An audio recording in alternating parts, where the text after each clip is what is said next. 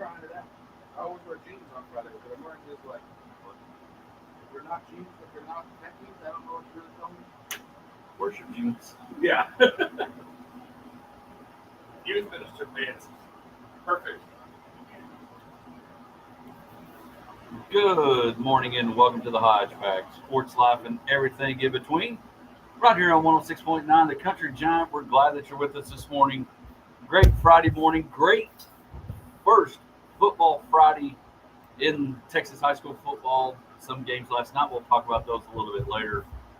But pep rallies, if you were at school at Merkel, you had your pep rally yesterday. But today's football Friday. Josh, did your kids, again, glad you're with us this morning. Is there any kind of excitement in your household? I mean, you're at a small school or smaller school. Some excitement for Indian football tonight in your household? Yeah, we're looking forward to going to the game. That's the plan, at least. Although it's terribly hot, so I'm kind of but the kids want to go. But it should be a great game. You got the defending state champions, Holly Bearcats. Yeah. We had Mitch Abels on last week. Kids are wearing their Jim Net Indian T-shirts. They were excited to break those out for the first time. So it is. Everybody's getting their school colors. It's Spirit. You've had your Spirit Day, Spirit Week. All that is tonight. You'll see some high school football. Some games being pushed back from 7 to 7:30. I guess to think the heat. Some even bumping 30 minutes is really it's going to be a big deal. We'll get Coach McCombs. Coach Corey McCombs will join us at the bottom of this hour for our Big Country Electric My Town segment, where you can hear Anson Tiger football right here on 106.9 The Country Giant. They'll be on the call tonight as the Seymour Panthers are coming to town to take on the Anson Tigers, and so we'll have Coach McCombs at the bottom of the hour. Tons to talk about it. Again, I've said all along, we're rolling into the year where the show could be easily 3 hours because there's so much going on. Football kicking off. I don't understand week 0, but week 0 of college football kicks off this week with probably Navy, Notre Dame. We'll look and see other games that are this weekend. Of course, everything being full tilt next week as the college football season is underway. College game day. Breaking news in the Lawrence Hall headline report. I saw yesterday on Twitter, or X, formerly known as Twitter. It's kind of like artists formerly known as Prince. That Big and Rich were coming to your city. They said they are passing the torch after 16 years of being the intro song for College Game Day. There'll be a new song, new artist. I don't know if they're going to change it up. Unveil it like. They wouldn't say it. They said we can't unveil the artist, can't unveil it. Just wait till it plays the first week. Yep. Tune in on September 2nd as the College Game Day changes. So there's your first Lawrence Hall headline report. Big headline, Big and Rich, which you can hear. Say Horse, Ride a Cowboy, those songs here on 106.9 The Country Giant. But it is just great times to, it's a big deal when the intro song to a show is something people have to reveal. Oh, yeah. I mean, because really, it's the equivalent of when Hank Williams Jr. went away. Like if Carrie Underwood replaced Faith Hill on Sunday night, how long is Carrie Underwood's run going to be as the Sunday night lady intro scene? I still think, when I think of Monday Night Football, I do think of Hank Williams Jr. Oh, there's not a doubt. It's just are you ready for some football? Yeah. And we are ready for football. It is here. High school football tonight. We're less than now 2 weeks away from the NFL season, and of course, college football will be underway next week. Speaking of Lawrence Hall headline report, let's keep going into it. Last week, the FedEx Cup playoffs are rolling on. The Tour Championship is today. Last week, Victor Hovland fires off a 61 to win the BMW Championship. The Ryder Cup 6 have been official in last week. The 6 that qualified for the American Scotty Scheffler, Wyndham Clark, U.S. Open champion, Brian Harmon, the Open champion Patrick Cantley, Max Homa, and Xander Schauffele. The Xander Schauffele is interesting for those that are in the big world of golf because it bumped out Brooks Koepka. Brooks Koepka was at number 6 as an automatic qualifier, who is a live golfer and is now bumped outside. And so Zach Johnson will have a opportunity to make that decision on who he thinks the other 6 should be. In my opinion, and this is partly of my live stance, even though they're merging together, I do not think and based on one of the things I saw that Scotty Scheffler tweeted out or was interviewed, I would be okay with Brooks not being in it. So we'll see what Zach Johnson does. But the Tour Championship is happening this weekend. He started off today. Scotty Scheffler leading, all those things. Had a little rough outing, but is up and rolling. And I will be sending a tweet out during the show today to Rory McIlroy to see if he responds. And the reason I'm curious if he will respond is because of a conversation we had in Austin about Wordle. I'll talk about that. Wordle, true story. But the Tour Championship, Colin Morikawa, Keegan Bradley, and Victor Hovland in at 10 under. Scotty Scheffler firing back and only being one back. A couple other things. This past week, Josh, we've been talking about, it was like Big 12 school, running back, whatever, and there's more running back news. Jonathan Taylor has been given permission to speak to other teams about a trade, and they've given him a deadline till Tuesday. I saw him read earlier that the Colts denied and rejected a trade from the Dolphins. A lot of people in the TV world think a great spot, and I don't know how you make it work contract-wise, would be Dallas for Jonathan Taylor. Well, that would be interesting. I mean, Dallas could definitely use a back of his abilities.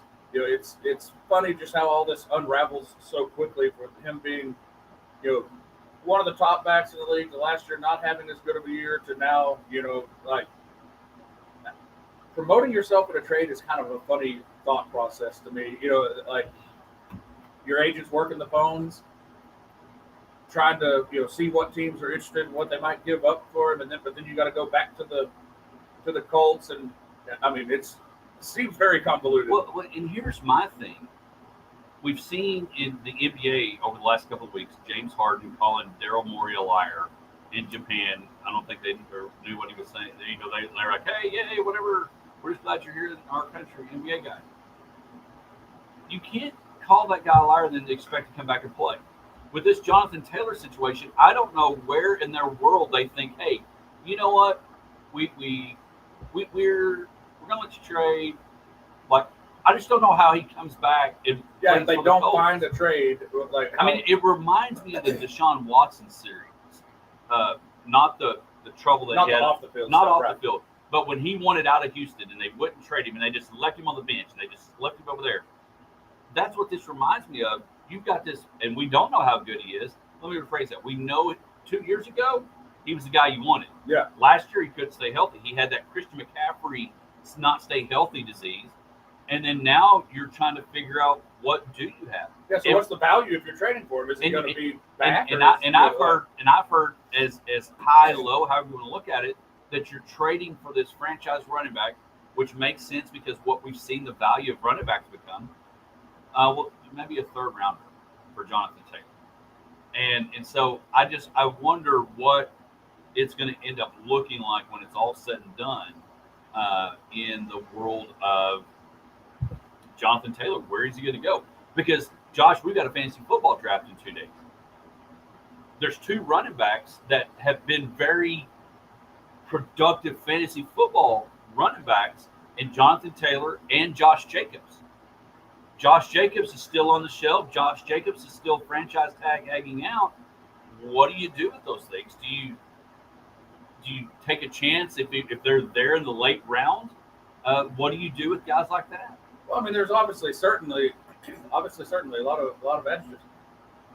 You would draft them at a certain spot, just out of the hopes that they did play, but you can't draft them too high, obviously. So you gotta figure that out when you're doing your fantasy football looks and see what, you know, because as most people know in the fantasy football world, after the first half dozen rounds, you're starting to draft people that probably aren't going to be on your team by the end of the year anyway, based on, you know. Well, so, you're like, that is the time you feel like a general manager, right? Is that you get the late round gem that nobody thought was going to produce, right? And it may be a veteran, like you pick OBJ round 9 or 10, and he has a New York Giants Super Bowl MVP type season, right?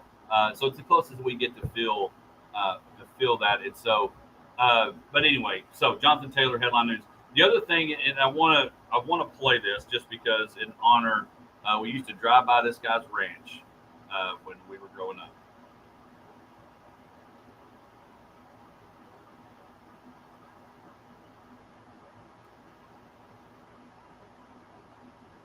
you hear that interview from Terry Funk, Hall of Famer wrestler, who known as the Double Cross Ranch from Canyon, Amarillo, Texas.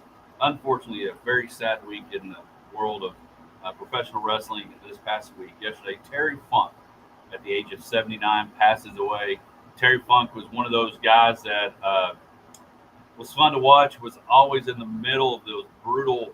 He was the hardcore wrestler before hardcore wrestling was wrestling. Barbed wire matches, getting slammed on thumbtacks, and what you saw Mick Foley and Mankind do later. And I thought about this last night. Terry Funk is the equivalent of the Johnny Unitas, Joe Montana, all those.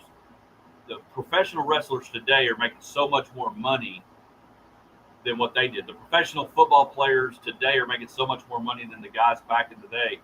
And Terry Funk, if he was in his prime now in 2023, there's no telling what kind of money he'd have made as a wrestler. But unfortunately, again, Terry Funk passing away, long time, fun, entertaining wrestler passes away at the age of 79. And unfortunately, another wrestler, Bray Wyatt, real name Wyndham Rotunda, at the age of 36, passes away. His dad was Mike Rotunda, was in the WWE wrestling world for a long time, and also Uncle Barry Windham. When you watch that on TV, Barry Windham from Sweetwater, Texas, was always posted there. But Bray Wyatt and Terry Funk, unfortunately, passing away in the wrestling world this week. And so thoughts and prayers for those folks. And again, I remember driving in, and Terry Funk had a ranch as you come in, leaving Canyon, heading toward Amarillo. And so, anyway, childhood stuff, people passing away again. Terry Funk at the age of 79, and Bray Wyatt at the age of 36. So that is our Lawrence Headline Report. Tons more to cover. Misty will be in a little bit later. We got at the bottom of the hour, Coach Corey McCombs, the Anson Tigers. You can hear them tonight. And then, of course, when we come back, we'll have our first Bank and Trust Texas Rangers report. And are we starting to lose? We got a lot in the bank. Are we starting to lose some of the trust with the Texas Rangers? We'll be back right after this.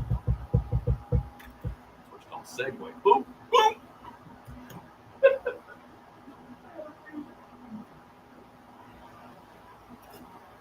All right, I'm going to send my tweet out to Rory.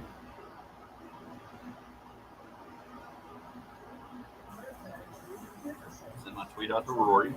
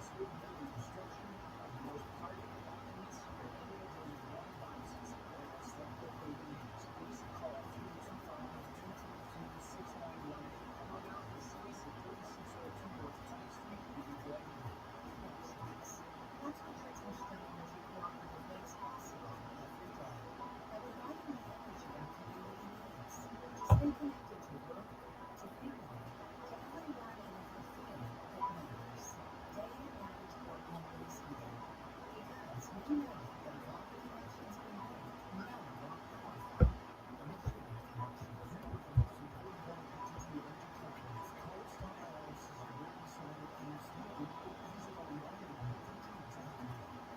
lost 7 in a row. But we've said all along, we just battle back and stay with it. I think before we get to the Rangers, we need to talk to Shohei. Okay. Yeah. And also, I think does Aaron Boone survive? And if not, who is the new Yankees manager?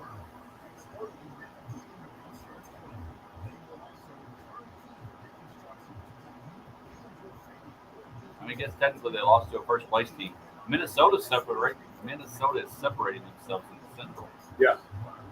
Oh, it's a really rough stretch of schedule. Yeah. And they were a couple weeks ago, they were the 14th toughest, and the Astros were the 27th toughest. That was for the whole season going out, but this little block, was a tough stretch. I'm assuming you and Leanne didn't go last night to the rehab. No, I didn't even know what was going on until last night. I was going to throw it out in text. I'm curious. Those that went, we went to Chelsea Live last night for the Band of Heathens. And, was that good? They were good. I'd only known the Hurricane song. I've heard several of their songs, but I've never seen them. They were good. We're going to come back to something different then. Did go.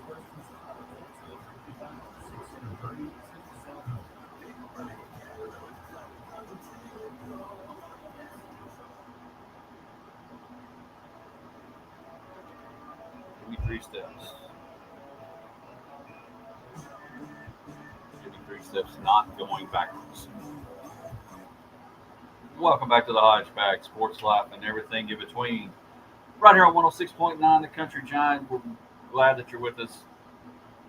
Sports Life and everything in between, It's been a lot of losses in between the last win, Josh, as it's time for our first Bank and Trust Texas Rangers report. We're also going to talk some other baseball stuff before we get to the Rangers, but the Rangers are on the skid.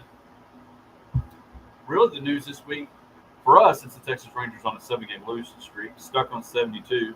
We were really excited about the fastest to get to 72, and we're liking it so much we're hanging out with it a little too long. But this past week, Shohei Ohtani has been put on the shelf and is only going to play one position, and that is hitting. Elbow issues, UCL issue, and so Shohei Ohtani on the shelf. Now, Josh, before we get to the Rangers, I want to ask this question again. Most exciting player in baseball. He pitches, hits, does New Balance commercials, does all the things. The Angels don't have a chance of signing him. I guess they have a chance. In the words of Lloyd Christmas, there's always a chance. Me there's a chance. Yeah. Mike Trout is Christian McCaffrey. Maybe on he was another back for level. a game and then went back on the DL. Or IL, sorry. But I understand why you let him just hit, because you need your best ride. If Space Mountain's not at Disney World, we get nervous. If the Texas Giant or one of those famous roller coasters isn't at Six Flags, we get nervous. And Shohei Ohtani is the ride that everybody's there to see. Oh, he is. He's one of those people that fills the stadium. When the Angels are on the road, people show up to see him because he is a generational talent. Obviously a great player and has done things that no one has done, at least in our modern era of baseball. And yet this might be he does have an injury history. He has had Tommy John before. I saw the in his last 6 starts, he's had a mound visit each start by the trainer. So he skipped the start against the Rangers because he was feeling some arm fatigue, and maybe so this was, I guess, leading into this start. So there's maybe maybe trying to do the both-way player thing is not just very difficult to have the talent to do so, but it may be just not advisable because you can't stay on the field. I mean, I don't know. At some point, it's kind of like the guys that were catchers, like Bryce Harper, for example. Great catcher. Yeah, you hit good enough. We want to put you somewhere else. But we want to save your knees. We want to save you. We want to be able to have that attraction at the ballpark or at the amusement park for a long time. So we move you to first. We move you to outfield. We do something to get you away from catcher. And so Shohei Ohtani is now going to be straight batting, no pitching. Yeah, and most likely not pitching next year either, from what the reports are. Well, and that's the thing. When you start looking at the contract situation, and somebody's going to want him. Right. Somebody's going to move that ride to wherever their amusement park is so that people can come see the bearded lady or whatever you want to call it. Because he can do that. And so he'll be a very attractive spot for somebody next year. And they're not going to make the playoffs, so there's literally But it does make his re-signing more interesting. It was already super interesting as how much money he was going to get and what kind of risk factor a team was willing to endure, because they're saying 10 years and maybe $500 million or $500 million, and plus.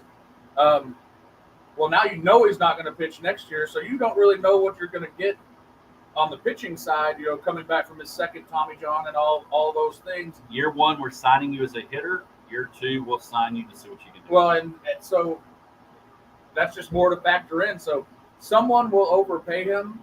That's going to be the question. Somebody's going to pay him. Will it be overpaid? We'll find out. Well, you'll find out in the long run. Right. Someone will put big money up, and I guess the fallback is he's still a really good hitter. He's still going to sell tickets. But as far as the general mood of Rangers fans is also down in the dumps.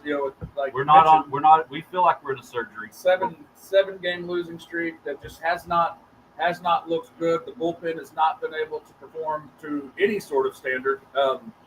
Okay, and this question I'm throwing out to you was not in the rundown, but I thought it last night. Again, the Texas Rangers blow another lead last night, up 5-2, and next thing you know, they lose 7-5. I remember there was a period, and it happened with David Cone. There was always this random, I don't know if it's a waiver trade. I'll be honest with you, I just remember this happening. And it may have changed with the CBAs and new collective bargaining agreements and stuff. But there used to be a period after the trade deadline where you would see some moves made as late as we are in the season, like a David Cone got traded to the Yankees. Verlander got traded to Houston under that. And so my question is, and I know it's not like kickers. It's like Mike Golick said a couple years ago. There's not just offensive linemen laying on the couch waiting to be called. Is there help out there to go get? How do you fix? We praise, and I agree, Mike Maddox, great pitching coach. But what happens, and how do you find a way to get this bullpen rolling? I mean, 5 runs, in my opinion, is similar to in football. If you can score 28 points, you ought to find a way to win a ball game. Right. No, I agree completely. But no, they did do away with the waiver trade, which used to be in August. You could make waiver trades. The regular trade deadline was always the end of July, first day of August. It was this year. There is no waiver trade period anymore. No one could be traded after that trade deadline that was on the 40-man roster for the team and go to another team and be on their 40-man roster. You could make a trade, I guess, right now if you wanted to trade for somebody, but they would not be able to play in a game this season. Right. So that they would not be eligible to be on your 40-man roster. So really, there's no outside help. There's no cavalry, coming over the hill. They've just got to get it together. You're going to see that over the next few weeks. Coaches bringing people in for team dinners. Coaches bringing in cheerleader folks, bringing in people to do the pep talk at pep rallies. Somebody needs to come and find a way to little pep talk. I told you, get Luke and Barrett on a plane or do a video, and we'll send it to Emily Jones, and we'll send it to them. Send it to the Rangers. Let's get things rolling. And don't get me wrong. Yeah, they're not as depressed as I am. They have 100% faith that we're turning around, and today's the day. So we're gonna see. But and that's the thing about, and we've said this. That's the thing is you've just got to find a way to get into the postseason. Now, if you can go on the end of the stretch and get kind of hot rolling into the end of the regular season, because the good thing about baseball is there's not a big bye. You don't have to wait a week or so many days before you play, that you're going to play that first playoff game pretty quick. And then you start really getting to magnify who you want as starters. You've got a smaller rotation. Right. So now you've got Montgomery, you got Scherzer, you've got, you're playing quicker. Yeah, and Evaldi's supposed to come back here soon too. I don't know what he's going to be like, but to your point, the Rangers pitching staff, as far as starters in a playoff series, looks pretty good. But they're going to have to be able to go maybe a little longer. Well, and should you do that now? My question is, I don't know, but long and short of it is, they have hit a funk, and it's easy to get depressed and kind of be down on that, which I have definitely been sad about it. It's got to put you in sports sad, where you're just kind of like because, but you also have to look at it and the glass half full. Before the 7-game winning streak, they were on a solid 2-week tear of playing the best baseball in all of baseball.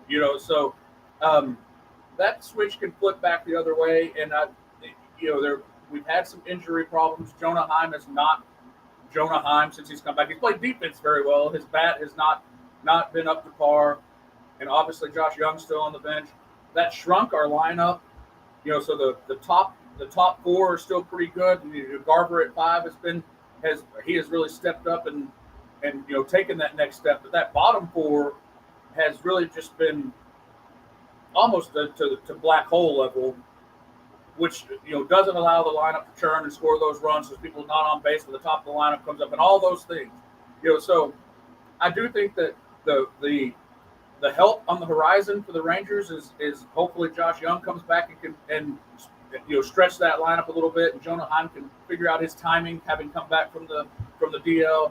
So there is hope. It's not all is lost. No, but and they're going to be fine. The biggest thing is, though, and we mentioned it early on in the break before we were coming into the segment, that the next few weeks, from August 25th, from today till Wednesday, September 6th, those stretch of games are going to be tough. You're in Minnesota now. You're going to have 3 with the Yankees. You come back home and you get the Twins and Twins and the Astros. So it'll be very interesting to see what happens over the next couple of weeks. But one thing that's happening tonight is the Anson Tigers and the rest of Texas high school football are kicking off literally tonight with some Texas high school football Friday Night Lights. And when we come back, we will have our Big Country Electric My Town segment with Coach Corey McCombs right after this.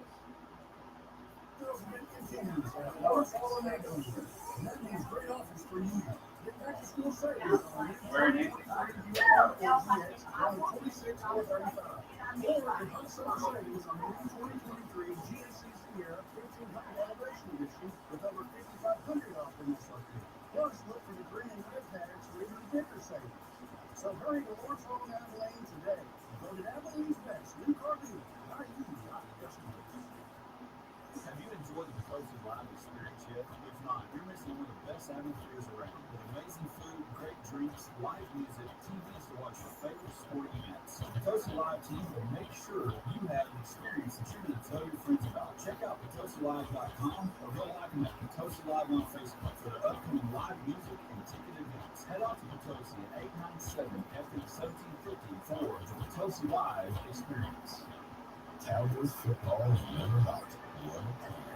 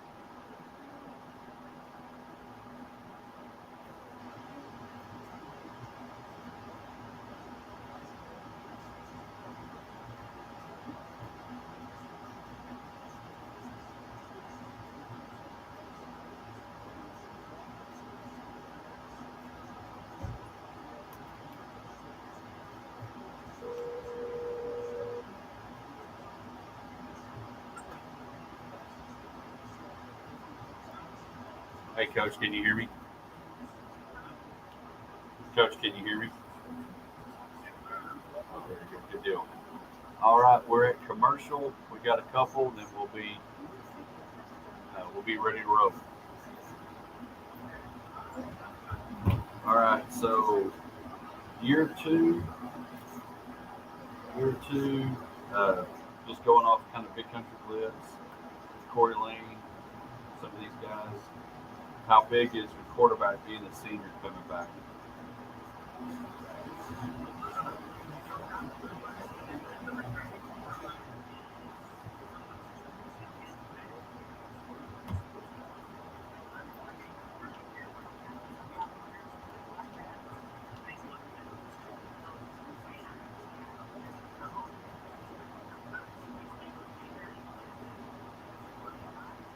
Good.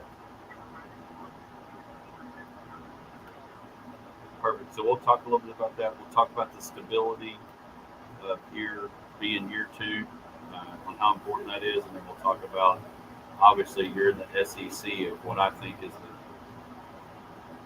just the SEC of all districts in Texas high school football. It's pretty tough. All right, we have one more question. Of course, we're not on the air yet. So, how, was there everything okay, awesome wise, of whatever?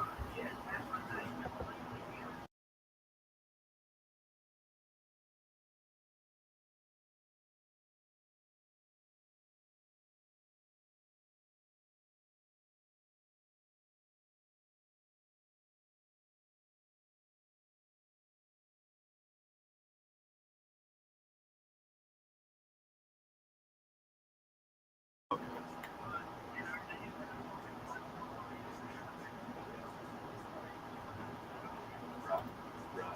All right, we're on our last commercial, and then we'll be ready to roll.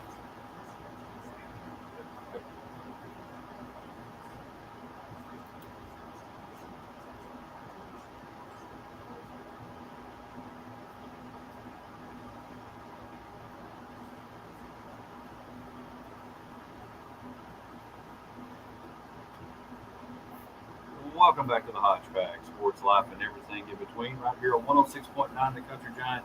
You know, when that song starts playing, it's time for our Big Country Electric My Town segment, brought to you by Big Country Electric Cooperative, taking care of their members out of their three amazing offices in Roby, Sniper, and Stanford, doing a fantastic job. All that they do. Shout out to the linemen, Sarah, Will, all of them. Appreciate them. And we highlight a local player coaching program. And today we have a program that is dear to our hearts because the Anson Tigers are here on 106.9 The Country Giant. Every time they kick off, and hopefully there's a lot of them this year, joining us, second-year coach there, second stint at Anson, but the second as the head coach, Coach Corey McCombs. Coach, I appreciate you taking the time this morning. Coach, we were talking in the break. It's year two, and for programs that are successful across the country, across the state, it's when stability is there at the program. And so, Coach, you're back at a place that you've been, but second year as a head coach. Talk about the summer. Talk about everything. We're finally here. There's no more scrimmages. The heat's still here. But talk about year two and kind of how everybody's rallied around year two of Coach McCombs. It's been really good. Last year we had our struggles on the field, but as far as this year and being year two, players know routines now. It's not new to them anymore. They know what to expect. This morning we had team breakfast at 6:45, and then they come to the elementary and greet the elementary kids. And so the routine of everything for them, game day routines, practice routines, they're very familiar with now. So there's not a newness and an uneasiness for the players, and they're able to just know what to expect, know what's happening, and really focus on the game as we prepare for tonight.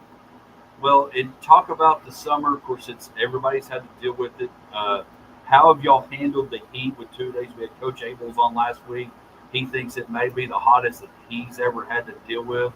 How have y'all handled it to get ready for tonight and get ready, to be able to get work in, to get practice in, get what you need done? How have y'all handled it? Well, we have slowly changed our philosophy starting last November and making sure that our kids are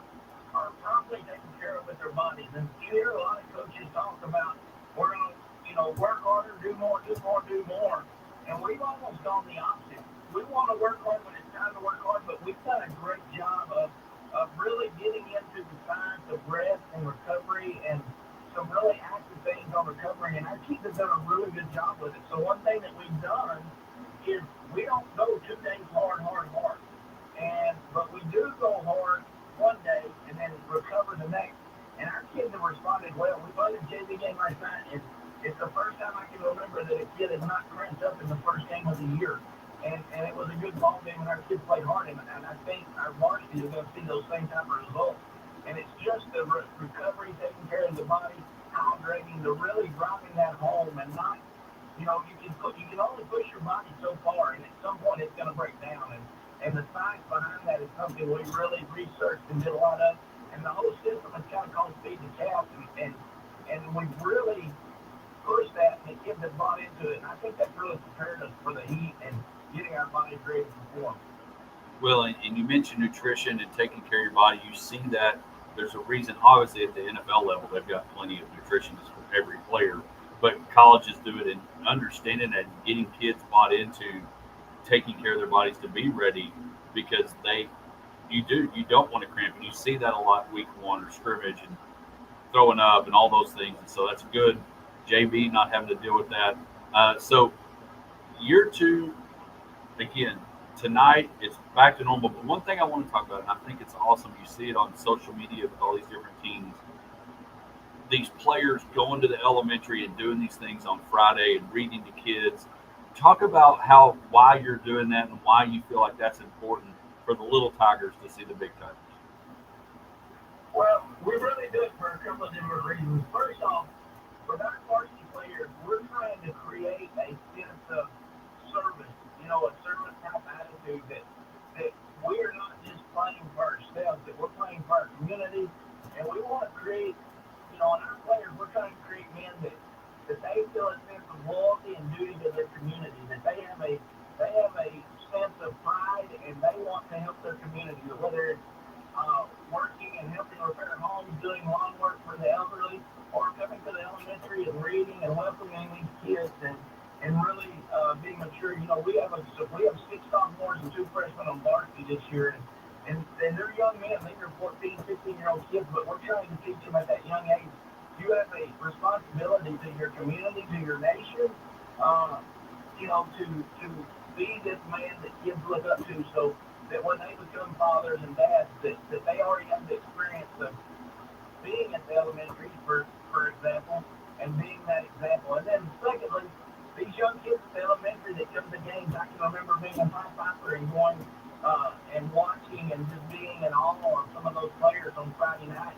To me, those were the Dallas Cowboys, and the Hayden Murray. I can remember all the names, the Howardsons and all those from Hamlet that I grew up watching, and those were my heroes. And we want those elementary kids as they're coming up into our system to want to be a Tiger and to see that and have that interaction.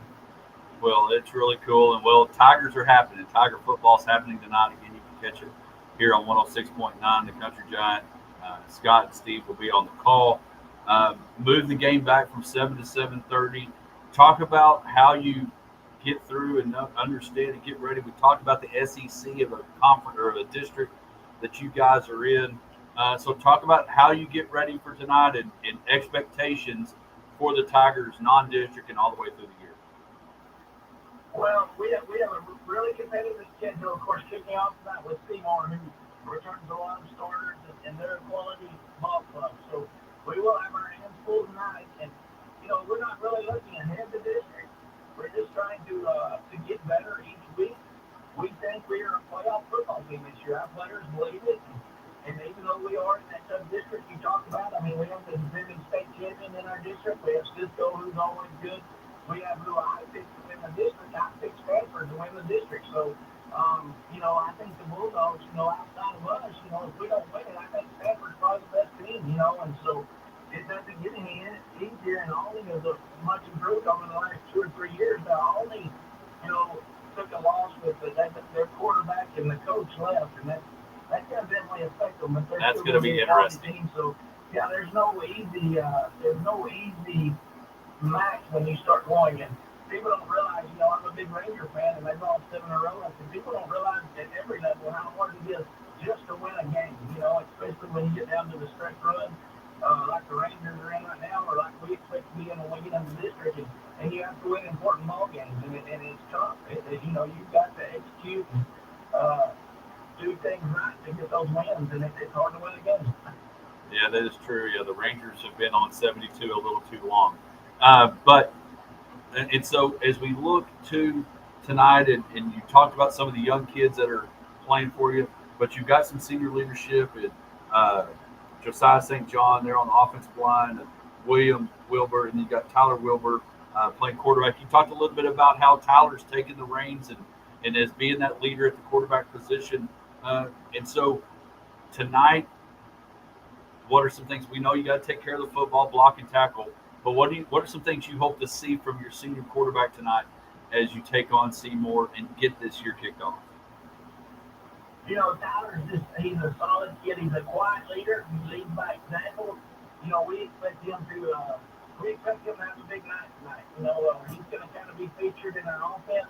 Our offensive line has got good size, and we're going to really try to control the ball game, time-wise, and things like that, not give Seymour's offense the ball. And Tyler is going to be key on managing the game and managing the clock and getting us in the right play that we need to be in. And, you know, we expect big things from him, and he expects big things from himself. He's a great kid. He's an Anson Tiger family. His dad played here. His granddad played here. It means a lot to him. He cares, and that's going to go a long way in his success and our success. Well, Coach, I know how busy a Friday is. You've already had, no doubt, a fantastic breakfast with the team this morning, and I know you'll have pep rally and all those things. I appreciate you taking the time this morning. We look forward to carrying Anson Tiger football here on 106.9, and we just appreciate y'all and hope after tomorrow you're watching a film of a 1-0 Texas.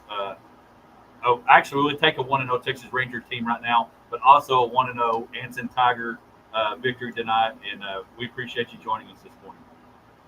All right, we appreciate what y'all do, man. Thanks a lot. That's Coach Corey McCombs again tonight. Anson Tigers playing at home against the Seymour Panthers. Hopefully they'll win tonight, and the Texas Rangers, all the things. And so we appreciate him joining us. When we come back, we got a full house. Misty's here, Josh, Hodge, rocking and rolling with the Hodge Pack, Sports Life, and everything in between. It's not like having a voice, but it's heard, loud and clear. What's up, everybody? Good morning, Randy.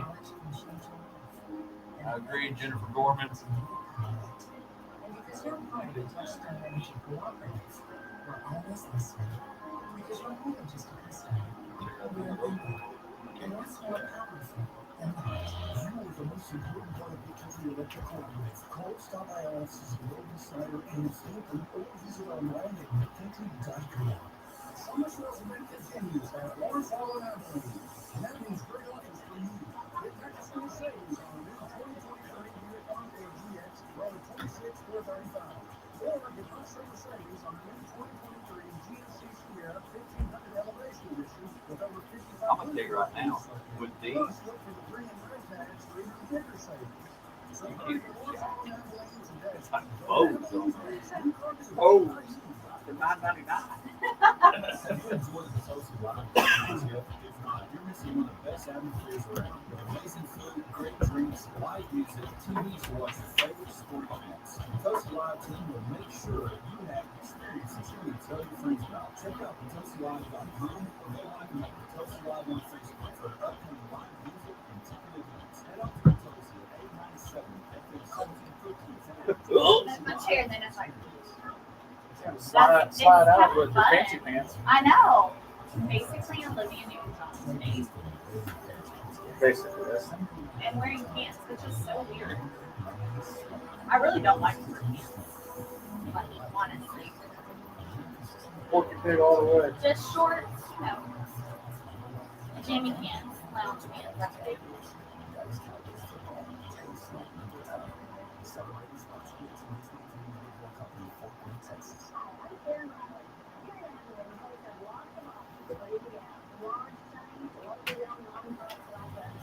I want you to know we really appreciate your business and are always driving I told you a few weeks ago that I got like all my stuff hacked and like I got locked out of my own LinkedIn account. Yes. And I went through the process of getting my LinkedIn back. And it took forever, like a month, and maybe more than a month. But anyway, I had to do this thing, and I submitted the stuff, and then they sent me an email that I had to give them a copy of my driver's license, and like all these things actually prove that I was who I said I was. And then they finally they sent me an email that said your account's been unlocked. Thank you for providing documentation. You will receive an email, to change your password and then verify your email address and go through the process. The email that I got was like in Chinese or Japanese. The next one, and it just showed up on my email, just in whatever those, I don't know what you call those, the words in like Japanese. Letters? Well, yeah, but they're Symbols? the symbol things, like I don't know what to call them. So I can't read. Yeah, you're like, I can't read I them. don't know what I'm doing. So I don't know what's going on. So then I Googled how do you change your language on your LinkedIn account, and so it pops up and says go to the settings, click this, click that, or whatever. But when I try to go on my LinkedIn account to change it, it's all in Japanese. So yeah, but I figured that it was. Welcome back to the Hodge Pack Sports Life and everything in between. Rocking and rolling here in hour number 1 of the Hodge Pack Sports Life. And everything in between, is Football Friday. It's all getting exciting here. Appreciate Coach Corey McCombs. Don't forget, game time 7:30 tonight, not 7 o'clock as they bumped it back for the Heat. As the Anson Tigers will take on the Seymour Panthers. The battle of the cats. Hopefully the Anson Tigers. Hopefully you're much tougher than the meow that you just did. But Misty, You're welcome. But Misty is here, and you are in Anson Tiger, Texas Tech, red and black. No, Anson. Or you could be playing Greece at the end. With, Yes. Olivia Newton-John. Yeah. Tech, all the things. Yeah, you got it. I cover a lot today. There you go. Covering a lot. And again, so Misty's here, Josh, and big day. So what? Josh has got things exciting. His kids are ready for Indian football. Do y'all get excited for volleyball, dog football? What y'all do today? Yeah, I mean, we were actually just talking about that in the green room. But yeah, I mean, who doesn't love Friday Night Lights? I mean, we're West Texas, baby. This is what we do. All right, I'm going to ask a question. I don't want to bring tears. Is it hard not having a football game to go watch tonight for the first time in 18 years? You know, I really haven't thought about that. Until now, and I'm saying, Yeah, so, no, I'm just kidding. Whoa. Just kidding. what just happened? No, I mean, yeah, of course you miss it, but Ethan is, attending Angela State, and they're having rambunctious week, and first night, there's my kid on their Facebook page. I shared it. Great. He's having fun. He's on the field, into all the things. Mr. School Spirit. Loved it. That's just who Ethan is. And so that makes me really happy to see him having so much fun his first week of college. So I'm more kind of focused on the next level at college than kind of reminiscing about high school. Right. And so, big night again. Wiley taking on Brownwood tonight. Old rivals there. From back when you were in school, Josh. And again, of course, Anson can't reiterate enough. Anson Tigers on 6.9 tonight. But now it is time for one of our favorite moments of the week. Shout out to Mulligans, but it is time for.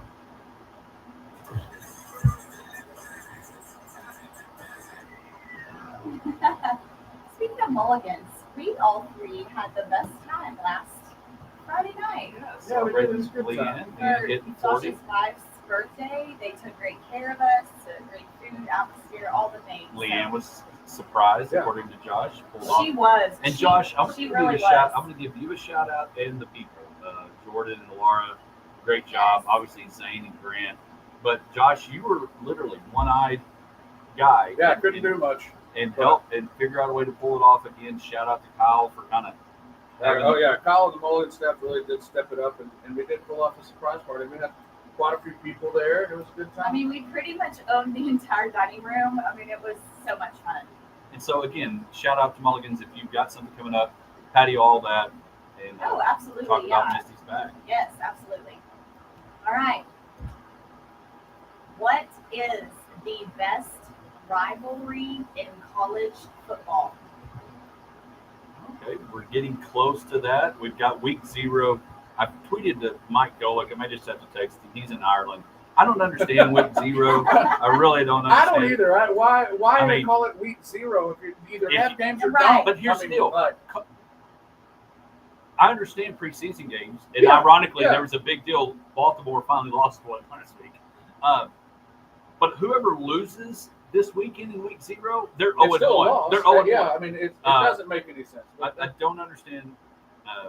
So, when you start thinking about rivalries in college football, it's regional. But very reasonable. But you also got to look at the ones that, like, it does not matter. I was shocked last weekend, but I realized why. The Red Sox and the Yankees were playing each other. Nine times out of 10, that Sunday night baseball game is going to be Yankees and Red Sox. Right. Neither The one of those teams are very good this year. But so the that- reason it wasn't because they weren't any good. It was because the Little League game was happening, and the Phillies and the Nationals were playing the Little League game. So that's why they were out. So that is not a regional. That is a cross the country rivalry, the Red Sox and the Yankees. When I start thinking of college football, my first thought, again, went to a school, didn't go to a Power 5 where they're a big rivalry. The biggest one, my first thought is going to be Michigan and Ohio State. And that may be a regional thing, but again, when they play each week or each year, everything's revolved around that, from a weekend of where college game day is going to be, where the college stuff is going to be, where the big game is. So I think Michigan, Ohio State is going to be the one that I would throw out there. I think that is one of those that obviously jumps to the top of the list, and being more, I guess the more local ones that I think about are like Texas and Oklahoma, and then prior to that, Texas and A&M, which I guess we'll get to see again in the near future. Maybe that lights back up. But as far as like picking the best If you college had to pick football one, rivalry, it's hard. Yeah. it is hard because there. I do know that Michigan, Ohio State are those states. They have giant stadiums and basically whole regions of the country. Like especially that Ohio.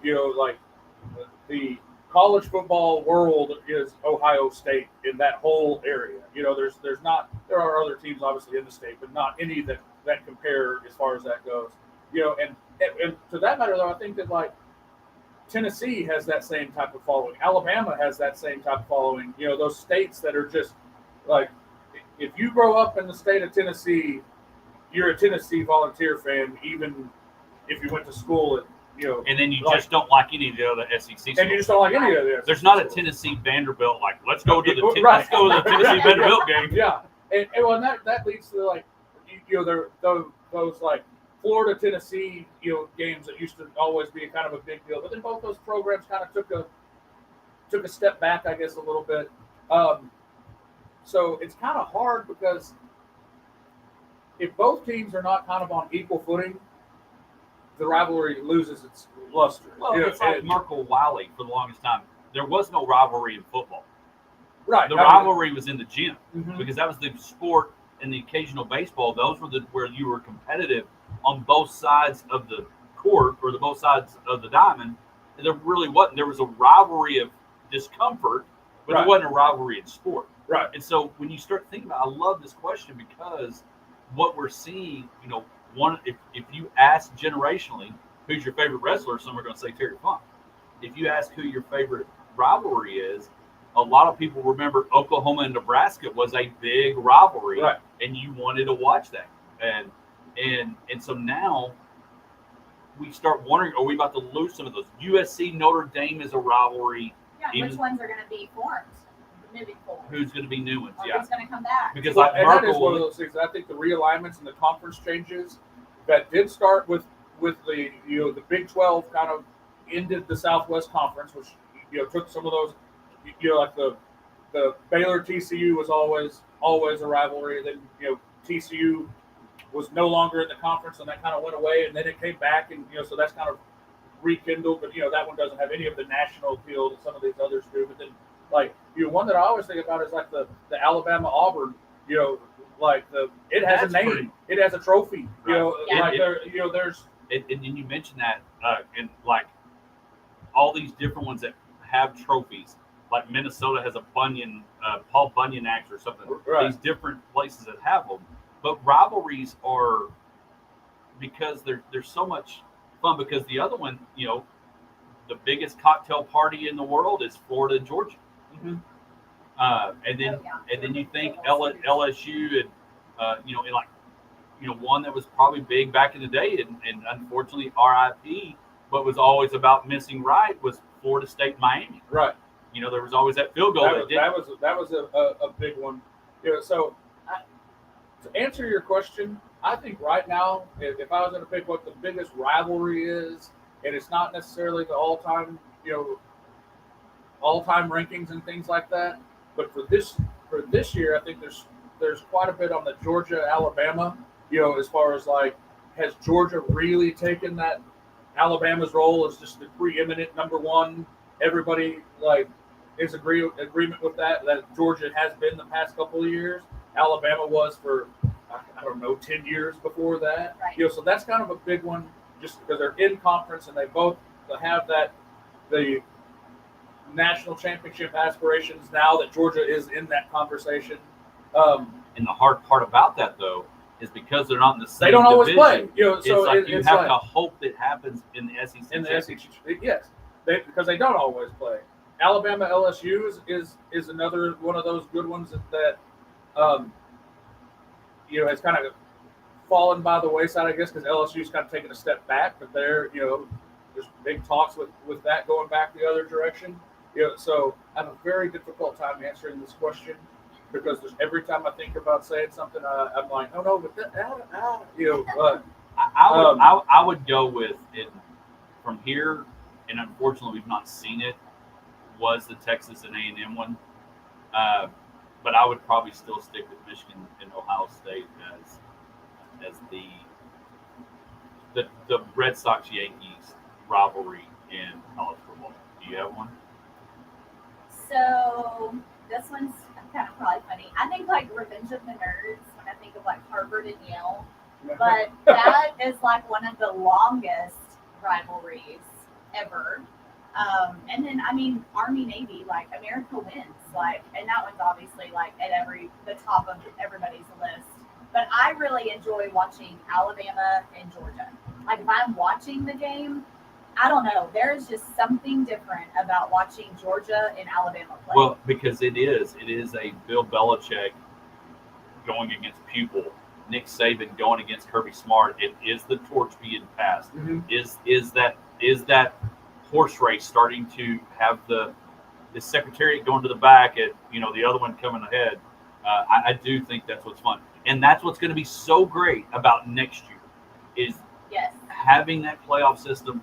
Having that is going to be such a great thing next year. And so you've got Alabama and Georgia. You kind of got Alabama and Georgia as well. But Texas and OU, you can't go wrong with Texas that. OU, I think is what I will say as far as I have been to a few of those games, and the whole atmosphere there is crazy. And then all the city of Dallas and all the bars and restaurants and everything is just packed, and everybody's on their rivalry high, so to speak. So it's one of those things that having seen that atmosphere, I do like that. It's but there's something to be said about those interstate rivalries too. A&M, Texas, Alabama, Auburn, Oklahoma State, Oklahoma. That passion that's there. Most of those tend to be a little one-sided as far as if you look at their overall records. And, but when little brother steps up and punches big brother in the face, it's yeah. And most of the time, records are out the window. When we come back, we're going to keep talking football. We'll talk rivalries. Tonight, Texas high school football. Some games started last night. who are some of the best when we think of greats in Texas high school football? Who are they? We'll talk about that as we kick off hour number 2 right after this. I heard they say L. I know. Ruined it. You can say GD. I'm not here for that. Did our picture fall or what happened? Was that on the wall? Honestly, with this building, like, I will not. Take your life into your own I will hands. not miss the elevator at all. Because I started my pickup. I always think it's funny, somewhat spooky, that like your car knows where you're going. Oh, yeah. Yeah, you start it up and it just pops up like. Uh-huh. And mine said 28 minutes to Vagabond Pizza. Like, that's right. Yeah, you're like, okay. It's not really where I'm going. It's close. But it also tells me how habitual I am because there's certain days that I get in and start it and it says, you know, like, What's your phone? yeah, 7 minutes to Buffalo Wild Wings. You know, like, Don't you tell me where I'm going. I'm not going there today.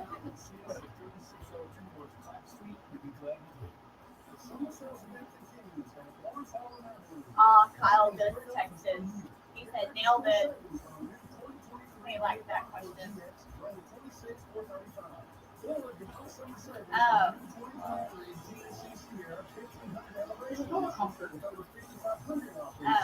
I was telling Josh, Ryan, Colin, so we're like quizzing her on football, like what, how many points is a touchdown, blah blah blah. This is funny. She goes, I have to pull it up to like get it. So we're like, how many points is a touchdown? You know, in a field goal and all of that. She, how much is a field goal? 3. Who throws the ball? Quarterback. We're like, Dallas. She says Cowboys. We say Buffalo. She goes Wild Wings. We were like, no. We're like, we have failed. Or have you? Or have we? I don't know. I mean, I don't know. I would play that game with my kids because I would not be surprised You should if like. they would. I want to like print out all the teams because we're trying to teach her. Like Josh Allen so much, he's got a Josh Allen jersey. See, yeah, I was a little disappointed she didn't get that one since I like the Bills too, but it was just so cute and innocent. It was Barrett's my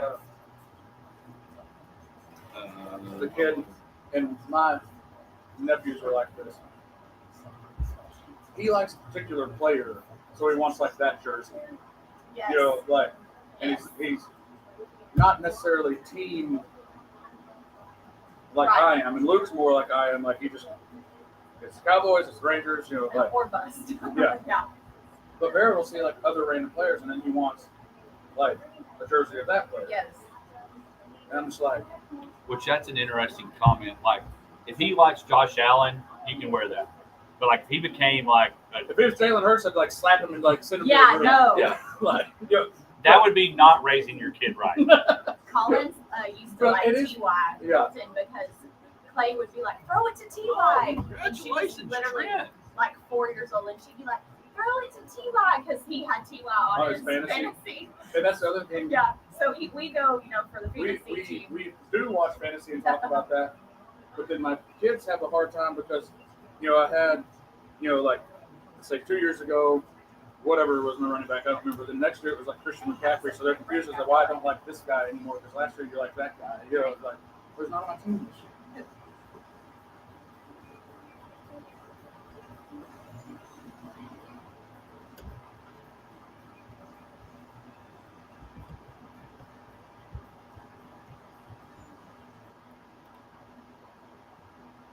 Welcome back to the Hodge Pack as we kick off hour number 2 here, moving into hour number 2 on this Okay. Friday morning. Yeah, You forget what day it was or what happened? was it Thursday? It can't be Thursday. We're here. There have been times I've woken up on a Thursday, thought it was Friday. Have you ever done that? Have you ever woken up and totally?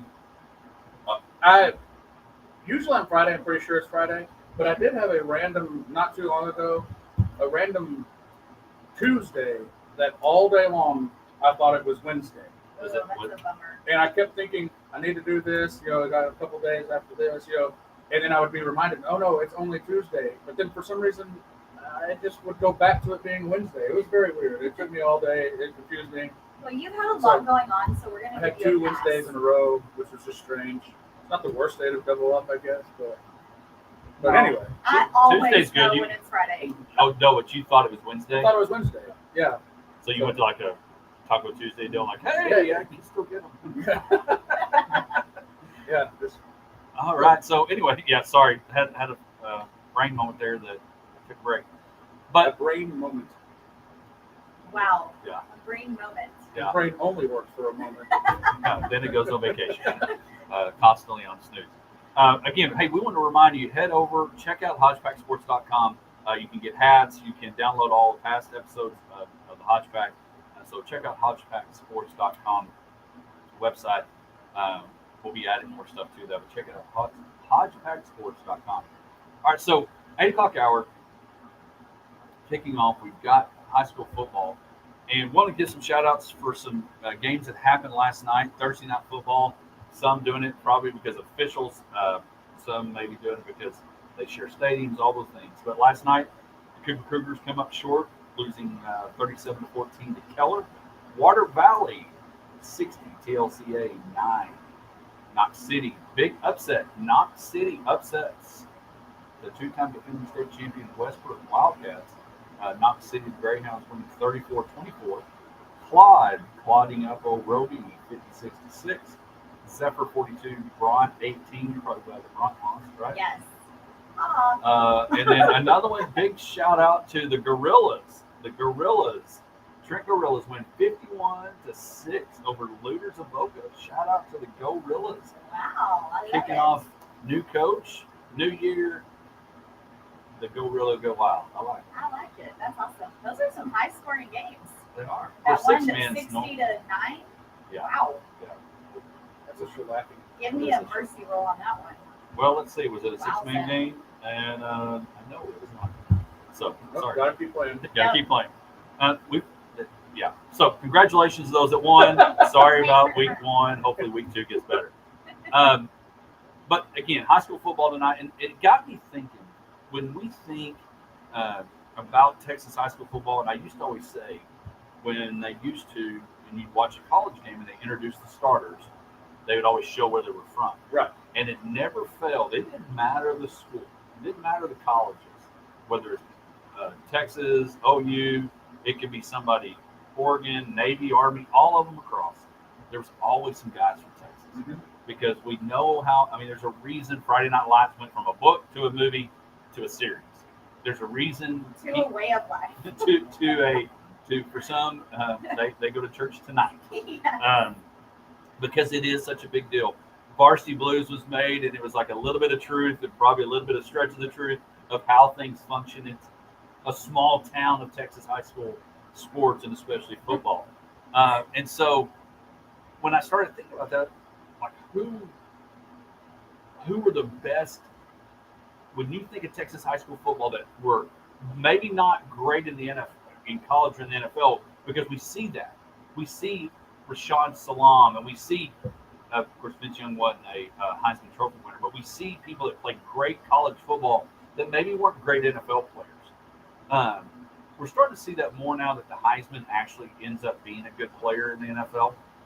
But when you think of high school football, I didn't play football in high school, but my best athlete I played against was Bubba Franks. He was from Big Spring. Yeah. Played against him in basketball. He was at the top of the press. I was at the top of the press with the ball. Like, okay, where do I do this? So when you think of Texas high school football, some of the greatest, who do you think of? Well, we've been very, very blessed through the years here, with seeing not just great high school football players, but people that did go on to be, great college and then, NFL players. Because obviously I think about Cedric Benson, Roy Williams, Sneezy Beltran, guys that were in those big 5A schools at the time that went to college and then some of them had very productive NFL careers. So we've seen that a lot being in the the region that we're in, that that has produced all that through the Little Southwest Conference, as it used to be called, and all that goes with that. So there's been some big names. Was it Eric Winston, the big lineman from Midland Lee, that went on to have a great I career? think yes, and there's so there's been more than you could probably think of, but then you also think about those guys that maybe pound for pound were really good, but just didn't have the size to go on further. Like those guys that just did crazy stuff on the football field. And there's some of those guys that I'm trying to remember some names, but like y'all talk for a second. It'll pop. Well, is it Dominique Rhodes? Yeah. From Yeah. Cooper. So Super Bowl champion. yeah, you think about And deep down, a lot of people think should have been the Super Bowl MVP, but it was going to go to Peyton Manning. Right. But so that's an interesting one. Obviously, we have Colt and Case in our areas, kind of our more of a homer pick. But yeah, I would probably say like Dominique being a Super Bowl champion. That's pretty hard. Well, and that's the thing, and I encourage you to head over to the Hall of Fame, the Big Country Hall of Fame there in the mall, which there'll be some news coming later about the mall. But and you talk to Al Pickett, and you realize real quick, take out Texas, but how many great athletes overall are in that Big Country Hall of Fame? Oh yeah, from just this area, Just from here, and you do think about. It's so easy because it's early, but you think about slinging Sammy Ball, and you think about those people that original Hall of Famers. But we do think of Case and Colt, who is probably from a play away from leading Texas to a national championship if he doesn't get hurt. Case Keenum has probably one of the most famous Hail Marys, the miracle in Minnesota that leads them to the NFC Championship game. Unfortunately, lose, and the Eagles go on to win a Super Bowl. But was that the year that the Eagles won the Super Bowl, right? Nick Foles? I think it's all Had all to be tangled because in. Nick Foles goes to the Super I Bowl think and they end so. up winning. Anyway, so, but you start thinking about those people. And I go back to 1996, and I think about Drew Brees against the Abilene Cooper in the state championship, Right. Austin Wesley. And then you think of another one. I just went blank the guy that led them, Nick Foles, Austin Wesley. Yeah. All these schools, Eric Dickerson, part of the Pony Express, just Texas has been so full of these great players. And it's almost like the other one is golf. When you start looking how many golfers come from Texas that make it on tour. But one of them, Kyler Murray. Kyler Murray went to Allen. And in 2021, we got somebody, maybe we could start that poll. Where's Brandon McCullough for Cody Coyle? Cedric Benson, we mentioned. Earl Campbell. We mentioned Drew Brees. Of course, Vince Young, Doak Walker, Jonathan Gray, who had a great high school career at Aledo, went on to play at Texas. And so you just think of all these. There's a reason coaches come into this state to take them out. And that's where now that some of these schools that are coming to the Big 12, does the BYUs, does the Cincinnatis, does the UCFs, and everybody else is good. Well, yeah, it opens recruiting doors. Hey, come to Arizona. We have a lot of fun. We're going to come to Texas 4 or 5 times a year. Come to Arizona, then we'll come back. And now we start a new rivalry, Arizona State and Texas Tech. Yay, Red Raiders against the Sun Devils. But it's just so cool when we think about it. And those that are watching, feel free. Moy, congratulations. Great night last night. Van Heelen's fantastic. As I see Moy coming on to our Facebook Live, check out the Tootsie Fest. A lot of stuff coming up. Just a few weeks away. 3 great nights of music. So be sure you go to Tootsie.com, TootieLive.com, and get those tickets. But there's just so many good players. And what's really cool is we've seen some of them like James Washington from Stanford get a chance, go to Oklahoma State. He's now with the Colts right now. Will he stay in the league? We don't know. But he's a Biletnikoff winner. He has had such a great run in Oklahoma State and playing in the NFL. And now we'll see who are going to be those next stars that we know is Texas high school football. That's a make or break here. And then you think about all of the kids on the flip side that an injury is going to knock them out, and like maybe they had this career coming, and Or Johnny Manziel's one. yeah, I mean, Johnny there's a flip side Manziel, to where all does that. Johnny Manziel fall into? I mean, if you want to talk about Ice Baby being an amazing one-hit wonder, that's what Johnny Manziel was. He had that year, wins the Heisman, kind of gets a little, has too much fun maybe the next, twist it up a bit. Yeah, and then that but arrogance. could have been, there's no telling what Johnny Manziel could do. So it's tonight. Again, first night for a lot. Mamas that have your seniors, have a good day with it. Enjoy it. You will survive. Shout out to, I don't know if Amanda and Scotty, I know tonight you'll watch their son, Brady Shipman, play against Holly tonight.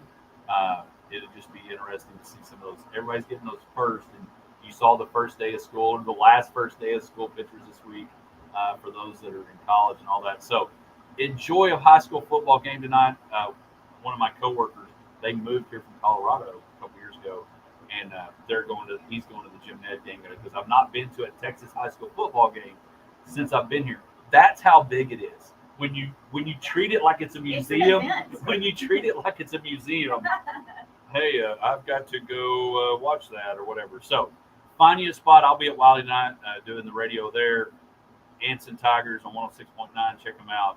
Find you a football game tonight, and maybe you'll be watching the next greatest high school football player out there in the world. When we come back, more football on the way. The NFL is rocking and rolling.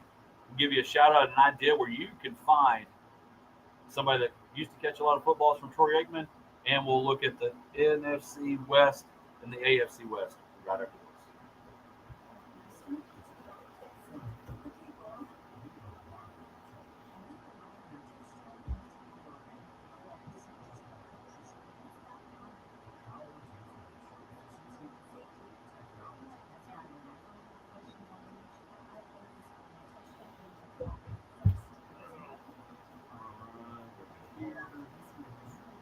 All right, y'all good with that?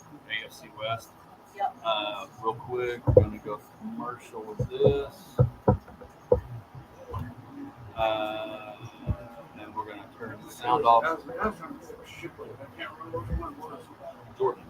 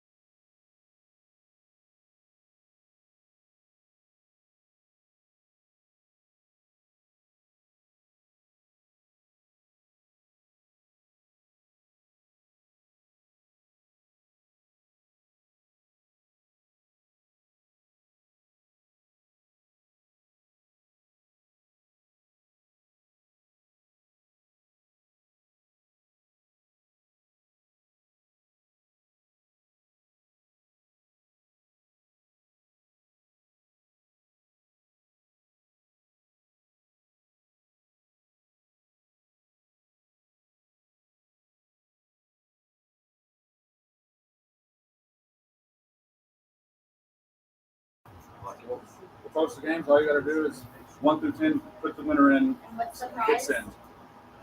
All right. Okay, run it. Run it back.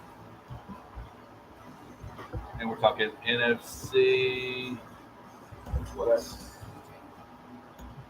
Welcome back to the Hodge Pack Sports Life and everything in between, rocking and rolling in the 8 o'clock hour.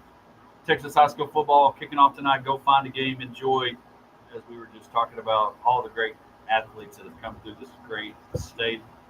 And I'm just glad we live in the state of Texas. Just throwing that out real quick.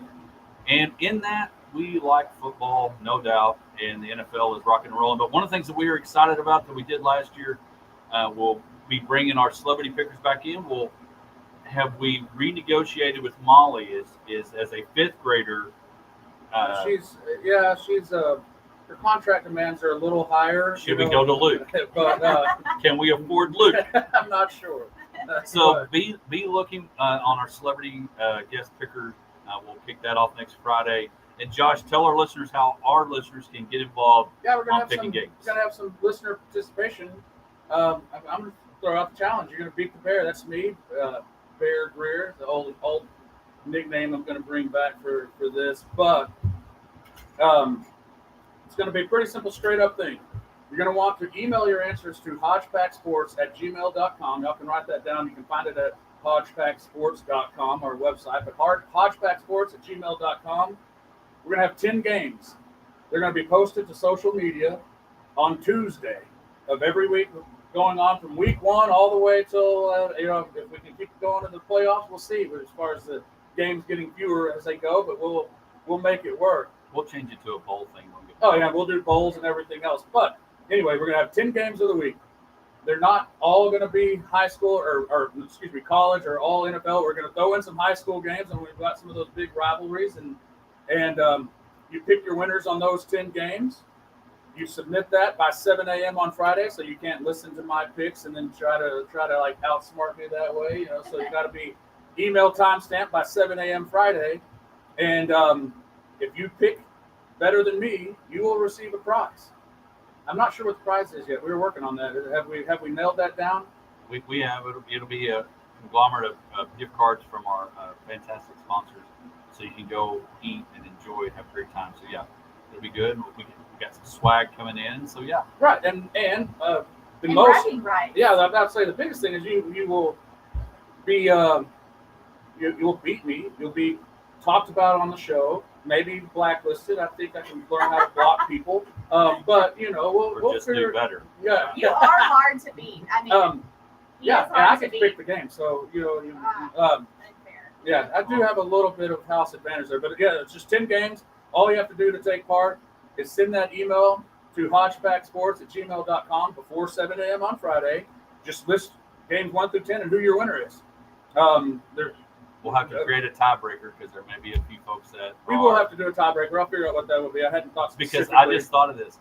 What tie what goes if- to the what if- runner. So I mean, if all 30,000 listeners beat you? I don't know if we got that many koozies. well, I mean, put some pressure on me, but it will be tough. We will not shame you if We you will lose. bring our A game and be ready to go. But like I said, So this Tuesday, this August Tuesday, 29th, be ready for the games. Josh will get we them to will me. post We'll them. And you can dig into that and just one simple email, and you got yourself a chance. But we're definitely looking forward to football season. Picking football games and talking about that and making fun of who Hodge picks is always a blast. Such an easy target. I mean, he really is. It Houston really Texans, is. Give me a break. I know. Oh, they're going to win it all. Oh, I've already picked them. Sorry. You're worse than a Dallas homer. But we are I've been looking to Houston forward years. to it. Week 1 of college football, always starting on that Labor Day weekend. It's jam-packed with stuff to do. You got a 3-day weekend. You got football. You got dove season that I guess I'll just be a sideline participant because I was told I can't shoot a shotgun. I'll be in Vegas and placing all the bets. negotiations when I get to do that again. But yeah, I mean it's time. It's like week 1. Week 0 is like, I still don't get that. So But week 1 of college football is always, there's only college football. NFL doesn't start till the next week. Yeah. So it's, college game day, dove hunting, go to the lake if that's your thing. It's the last big summer weekend. Yep. And then Cooler we, weather then coming. then you're Hopefully. just then after that moment, it's time to fall. So get your picks ready again. HodgePackSports@gmail.com. Get those picks in by 7 a.m. on Friday morning, which we kick off the show, obviously. So get those ready. So last week we continued our journey through the north, south, east, and west of NFL picks. We've got Ravens, Lions, Atlanta Falcons, and the Jags for me. Bengals, Lions, Saints, Jacksonville for Josh. Bengals, Vikings, Saints, and Jacksonville for Misty. This week we're heading out west, the NFC and AFC West. I want to start with the NFC West because I think we can hang on the AFC West. I've got a hot take in a moment for that. NFC West, we don't know who's going to play quarterback in anywhere really out there. Geno Smith is the most veteran quarterback in that division right now, except Matthew Stafford. But we've seen this past week, Trey Lance is now quarterback number 3. Sam Darnold is quarterback number 2. Trey Lance, who's had a lot traded for him, is now on the trading block at third draft pick, and they don't want him. Brock Purdy, they're throwing their hat on him. Is he going to be the next Tom Brady one-hit wonder, or is he going to have a big run? So who do y'all have? What do you think about this division? Will the Rams? Cooper Kupp is one of those guys we used to love him. Now he's hurt. Do we trust him?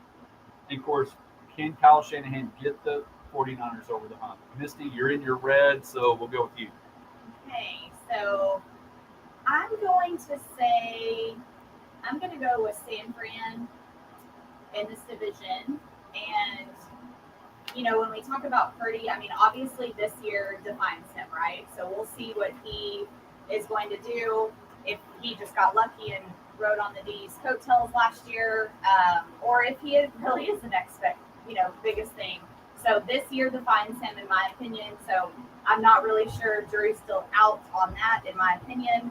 I will be watching, with Geno. I mean, he's definitely got a strong receiving core. He's got some weapons that can catapult him. So I think he's going to have a great sophomore year. I really enjoyed watching him last year. He was and I threw sophomore. Obviously, he's been in the league longer than that, but this is his sophomore year as being he the bounced guy. around exactly. So no one thought he was necessarily the quarterback going into last year. They had and we talked about him a lot. competition in camp and all of that. Who is this guy? Bro, this is crazy.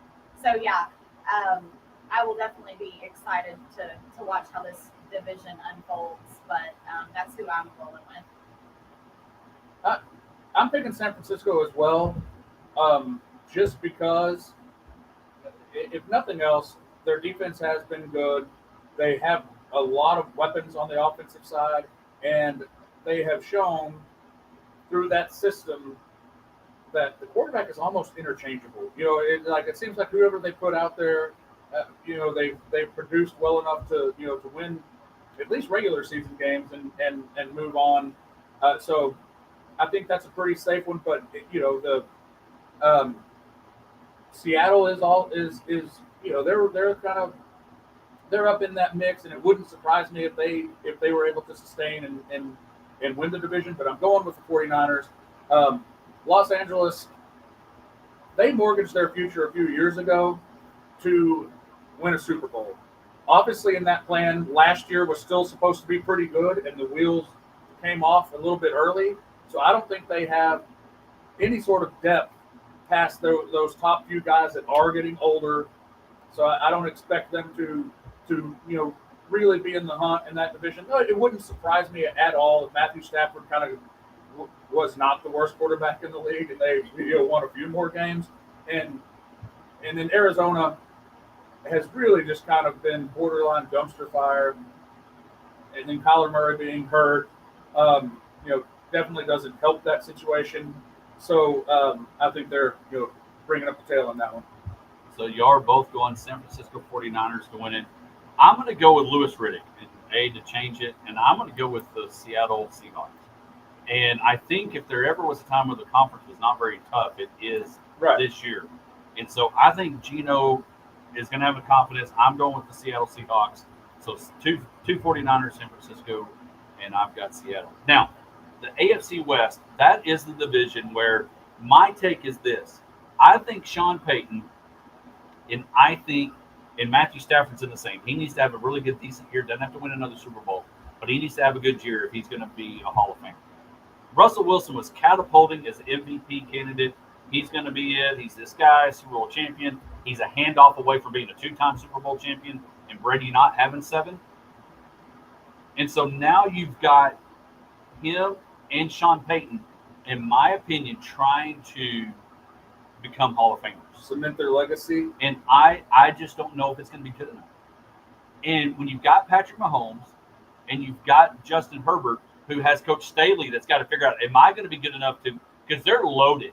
Oh, yeah. Austin Eckler, Mike Williams, Keenan Allen, the Quentin Johnson guy from TCU is going to be a great addition. People will be drafting him in the fantasy, probably late rounds. I think they're going to be really good, but I just don't see anybody dethroning the Chiefs. And so I've got the Chiefs winning it. But my question is not so much – you can tell me who you have winning it. Maybe we're all Chiefs bound.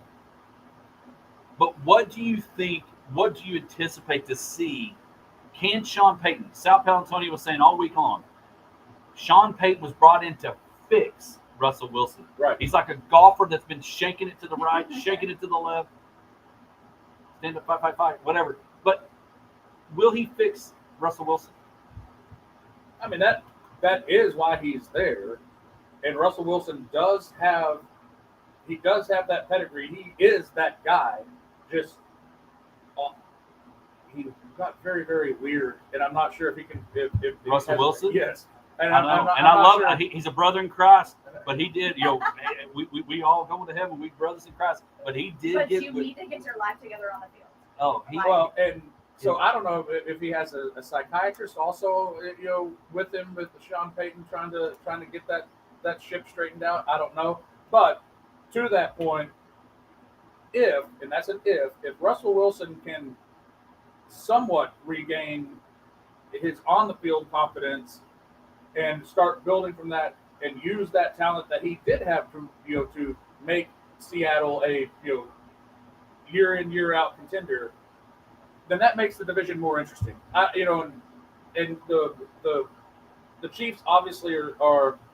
I thought they might take a little bit of step back last year, having revamped it a little bit, and the defensive side has never been just really that strong, and but obviously that Mahomes just continued to do his thing, and it's like Tyreek Hill never even left. For him, Eric Bieniemy in Washington will see. I think play calling. I think a lot of that was still Andy Reid anyway. Yeah. But so who do you have winning the division? The Chiefs?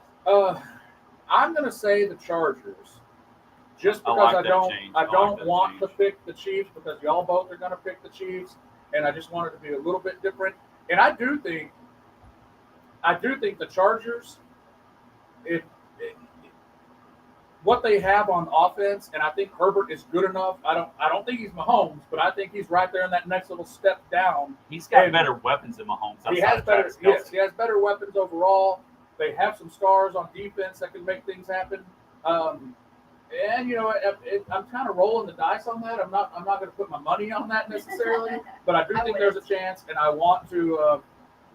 I don't dislike Patrick Mahomes at all, but I wouldn't mind somebody else kind of taking that limelight. I'm not going to go against Patty. I mean, it's Casey all day.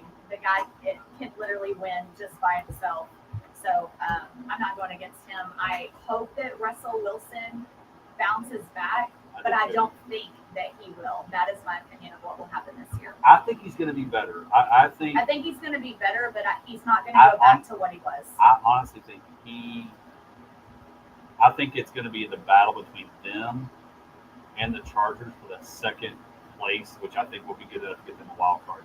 I'm going with the Chiefs as well. And the enemy, that's not even a thing. Mahomes is fine without him. Oh, no doubt. I just hope Eric. Well, the problem is I don't want to root for Eric Bieniemy. Does anybody want to know why? Because he's with the Washington Commanders. Yeah. They can be good except when they play us. Yeah. All right, when we come back, hey, real quick shout out. Hey, again, the Dallas Cowboy Radio Network, right here on 106.9 The Country Giant. That is who we are. That's what we are a part of. Don't forget you can listen to the Dallas Cowboys again. We're a couple of weeks away. They got their final preseason game happening tomorrow as the Las Vegas Raiders are coming to town. The Cowboys will be playing them. You can hear that preseason game right here on 106.9 The Country Giant. Little tidbit: if you like the number 84 and a fan of Jay Novacek will be at Philo Liquors today from 5 to 7. If you want to meet a Super Bowl champion tight end promoting his 84 bourbon, he will be at Philo Liquors today from 5 to 7. Telling you love the Dallas Cowboy Radio Network and all the things. When we come back, Josh has to educate us on knowing he's at the battle. We're so glad he's got both eyes and looking up. We'll be back right after this. Lake Charles. That's what I don't know. Their football team's probably not that very good. The rundown.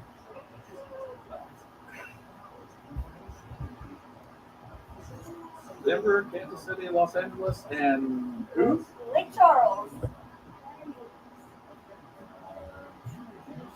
Las Vegas? Must be a B. B, C, it rhymes. It's fine. What if we had that whole segment talking about the AFC West and nobody can set Las Vegas?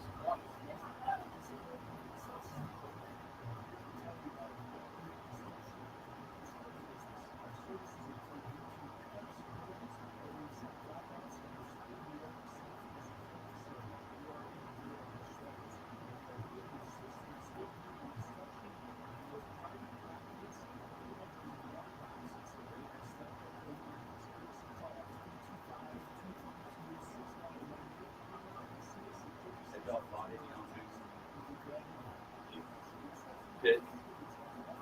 Next week. Oh, the other thing that we need to think about.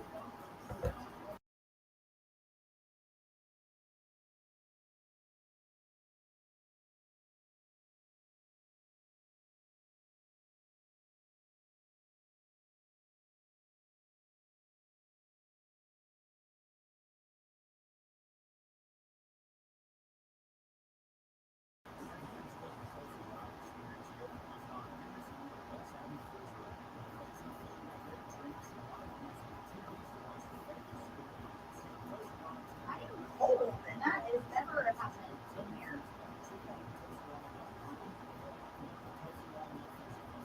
Oh, he needs to hurry back. There was something he wanted to play. He needs to hurry and wrap that up. Teach it off. Nobody yelled at him.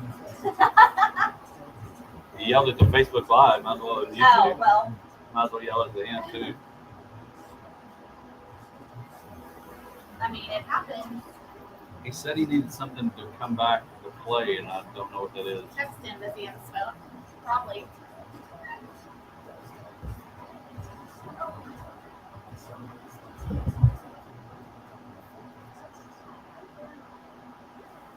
Yeah, I have the chills.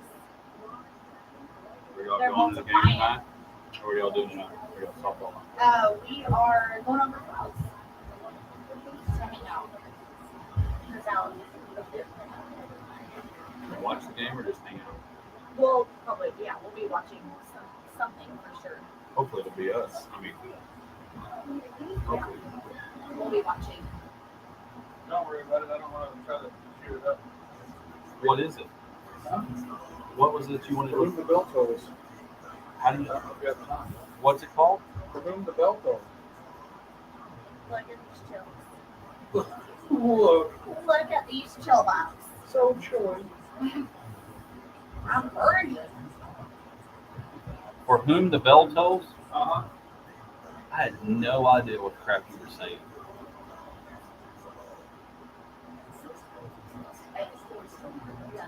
I don't.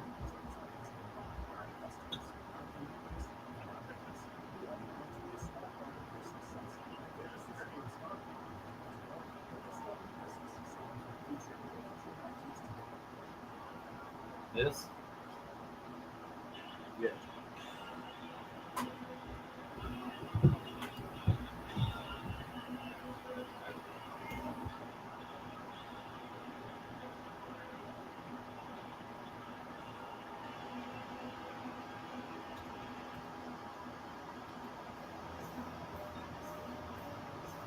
Is that okay?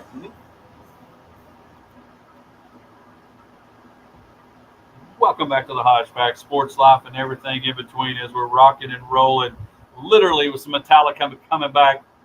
We're glad that you're with us this Friday morning, Football Friday. we're all jammed out, pumped. Missy's a little chilly, but still excited about it.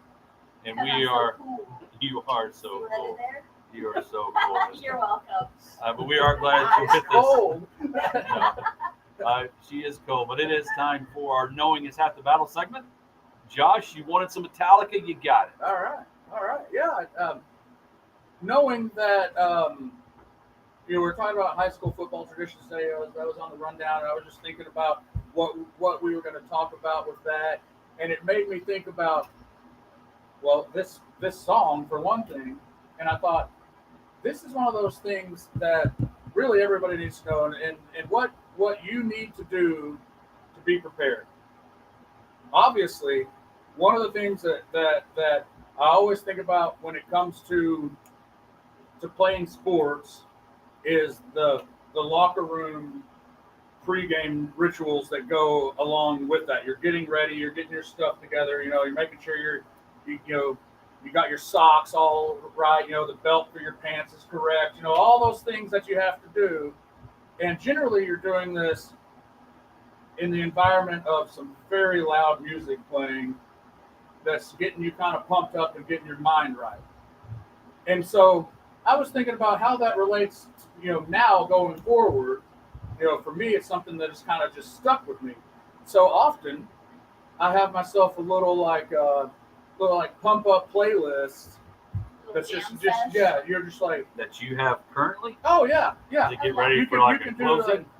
you do whatever you need to do. But I was thinking, I need to share this with other people so that they can kind of think through this and make their own. So everyone needs to do this because, it's got a money back guarantee, but you didn't pay anything for it. But the free advice is what it is. Make yourself a pump up playlist. You need at least 5 songs, and then you need to go into just what you would consider any type of moment in life that you really just need to, you need to be ready to go. Shroot did that on the Office. He would get jamming out in his little Trans Am or whatever he had. Yeah. So you got a big business meeting coming up.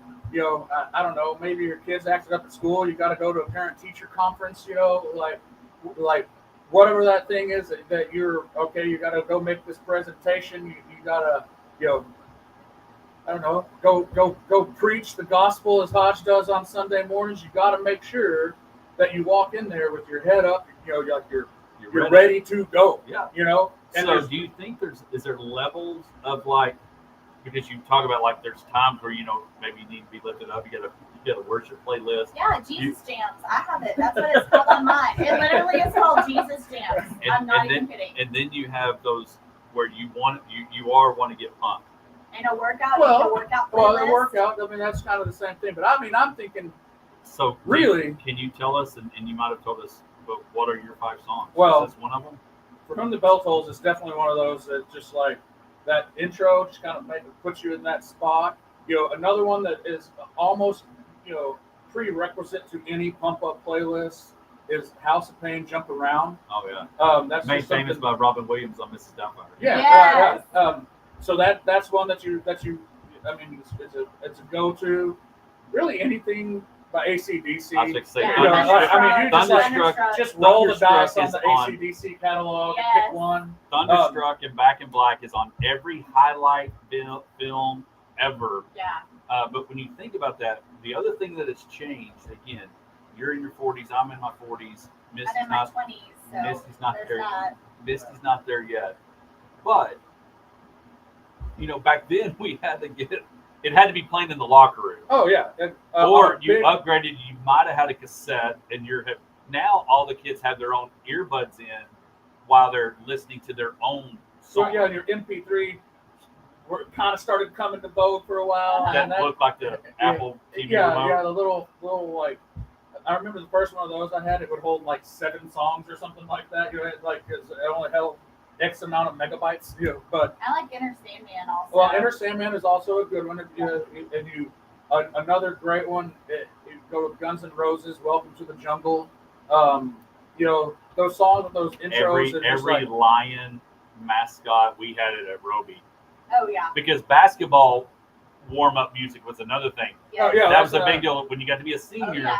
you got to pick the the warm-up music, and it had to be approved and all those can't things. have any curse words. I understand that. That's probably for the best of all Or those. innuendos. But Yeah. Music is definitely like a pump up. oh, Yeah. and that's the thing. Music, Yeah, music in general. good music never really dies. No. Because Yeah. the reason you know that, you can go to, and you'll probably do this when Molly's in prom or whatever.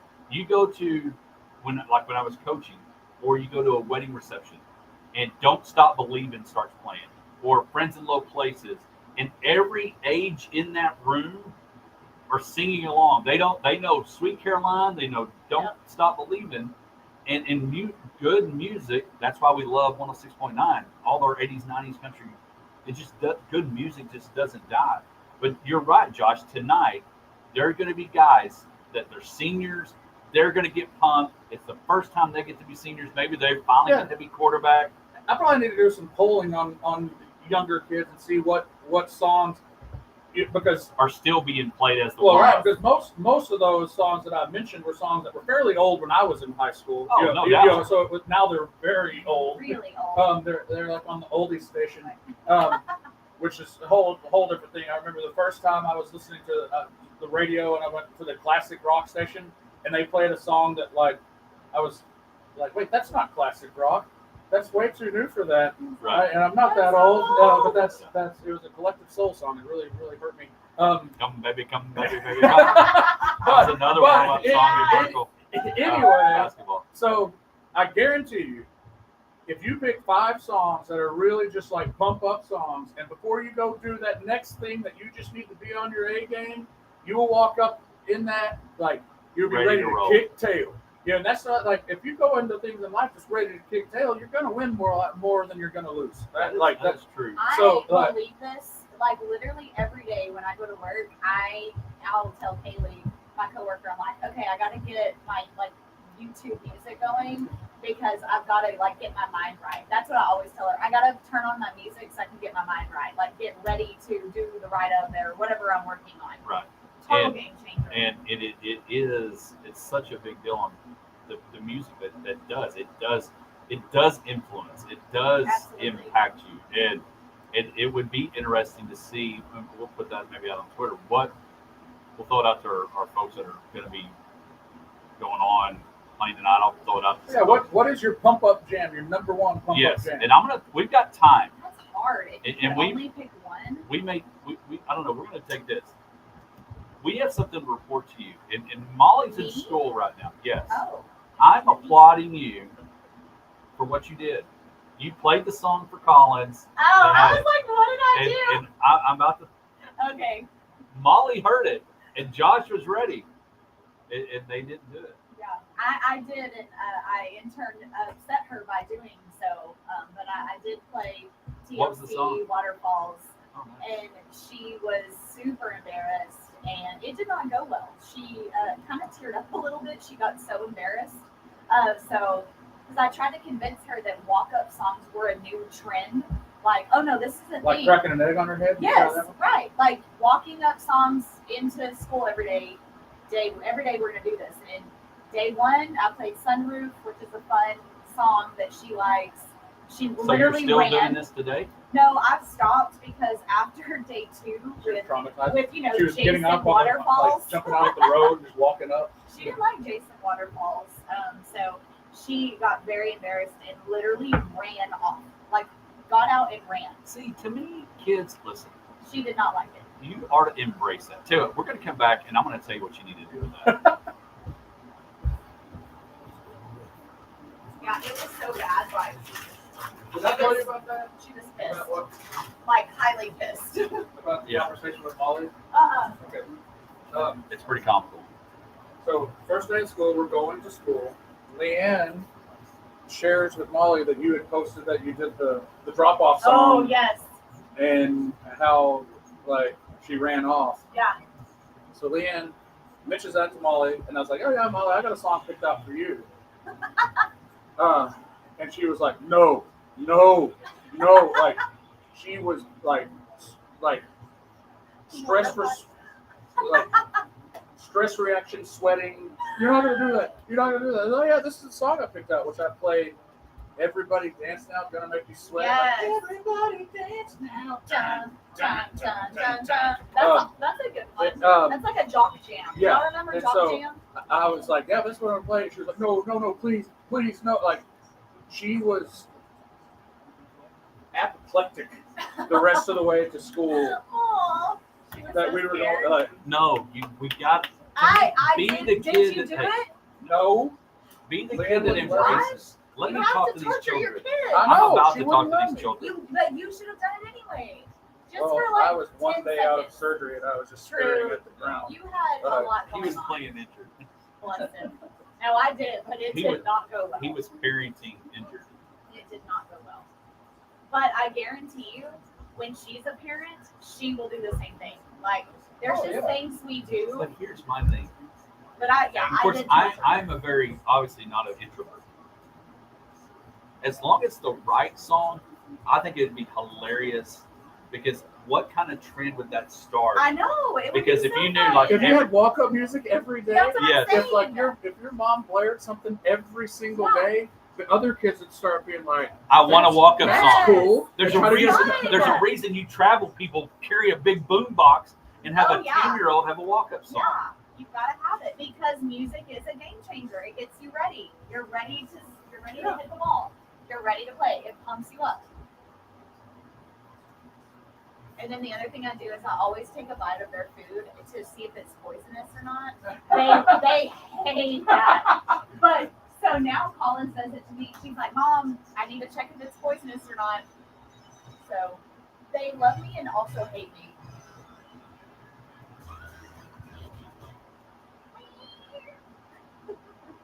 That makes me want to listen to that song. Makes me want to Oh, watch there's Mrs. no Doubtfire. doubt. There's no doubt when we go to commercial that you're gonna be. There's no doubt you're gonna jam out. We may jam out the House of Pain on the way down the elevator, coming out of the elevator, so everybody in below just Yes. jamming out. That's Back right. it up, back it in. I Let love me it. begin. Let's do it. So the reason I come back playing with that, and I'm going to educate you children that are in school right now. Parents, listen. Misty did the assignment. I understood The only thing I will assignment tell for you, sure. ever since you talked about pulling up next to people singing and stopping, because remember when I told you should keep singing and see if they'll sing along with you? So yes, I actually forgot to tell y'all that I did do that the other day.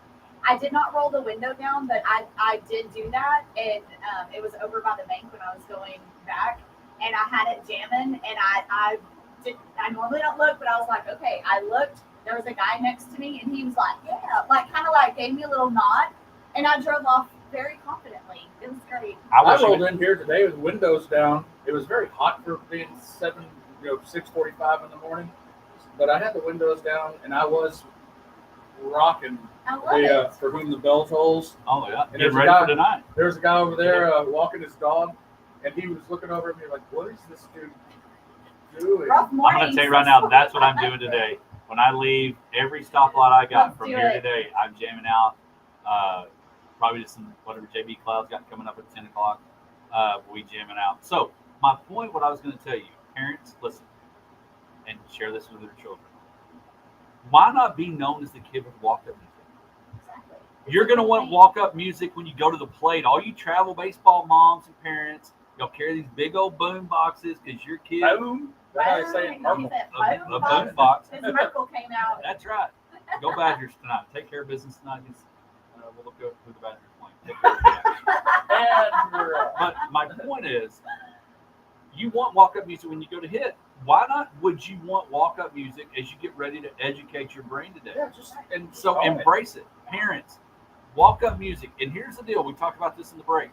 If you'll do that and get your kid to understand it is okay, think about going to the plate. Think about coming out of the locker room. The car's the locker room. The car's the dugout. You're going up to bat. You're going up to play. Jam out. Because what's going to happen is your kid's going to be the one jealous. they're going to set the trend. Your kid Yes. can We're set the gonna be trend. trendsetters. All right, my mom just posted, if you're pulled by me, I'm listening to Elvis. She's like Elvis. There you go. She's singing to Elvis. Okay, I like that. I'm a fan of And then Elvis. Promised I like- Land. Promised Land's my favorite. I like a One little of my favorite. Jailhouse Rock. Yeah. So, I'm getting but down with that. in all that, my point is, parents, you can embrace this. Let your kid be the cool kid. And if they cry, I think after If a they couple of cry. cries, just keep it going. They'll eventually get over Just it, fight and then through they'll it. love So- it. Fight through the cries. So I'm going to need you two to do this Monday. Okay, And I will. Hey, we don't have a Cowboy game yet. I'll do this Monday. We've But got a Cowboy game a week from 2 weeks I from need Sunday. to film this. Sunday night, right? Sunday Yeah, night. Sunday night Giants. Yeah. I'm just trying to think the next time I see your kids to educate them that it's going to be okay. And jam out, walk. Have you not seen the videos where the kid hears the jam up music and he's walking up to the home plate and somebody films it and it goes viral? Oh, Because yeah. and then they always say, "I want to be like that kid. Yeah. I want to have that carefree life about going up to bat, about going into life." Just don't take yourself so serious. 100%. Have fun. So that's going to be knowing half the battle question is going to be coming up. What is your jam? Like, I'll be honest with you, we're about to do some legal ID here in a minute. We're going to go to Houston with Larry Gatlin. I'm going to jam out to Houston. Because Houston means I'm one day closer to you. We're 1 hour closer to high school football. We're closer to college football. We're closer to the NFL. And so be sure you jam out. Get your song. Get your 5 songs. Let us know. Now, don't forget, this Tuesday, we will have the games. Josh will post those. Josh will get those to Misty or myself. We'll post them on our Facebook page. Yeah, I You'll can't pick. do that, obviously. We'll, well, I'm not going to answer that. You're very smart.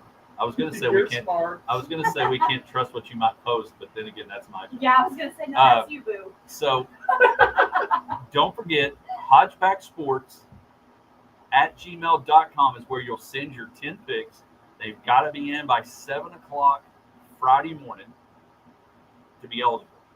The thing about the email, it's stamped. So we know if they are not 701, nada. They out. They gone. No chance. And so we'll do that. We'll have all our picks next week. It'll be so much fun. Full of college games next week. High school tonight. Don't forget the Anson Tigers right here on 106.9 The Country Giant. As Scott and Steve will have the call for you as the Tigers take on the Seymour Panthers. Dallas Cowboys tomorrow, preseason, final preseason game. Aaron Rodgers is going to play he's going to get some PT. I don't know if we'll see Dak. I doubt we do. So tune in. Texas A&M Aggies will kick off next week against New Mexico. Football is here. Rangers get to win 73 tonight. Have a great weekend. We'll be back next week with more Hodge Pack, Sports Life, and everything in between. Yes. GD. GD. The country. The country. Go for it.